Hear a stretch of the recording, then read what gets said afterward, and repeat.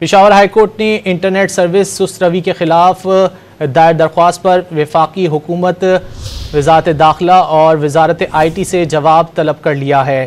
Peshawar high court ने internet service सुस्त रवि के खिलाफ दायर दरख्वास्त पर वफाकी, वजारत दाखिला और वजारत IT से जवाब तलब कर लिया। मजीद जानेंगे डॉन न्यूज़ के नुमाइंदे अब्दुल हकीम मोमन से। अब्दुल हकीम, आगाह कीजिएगा।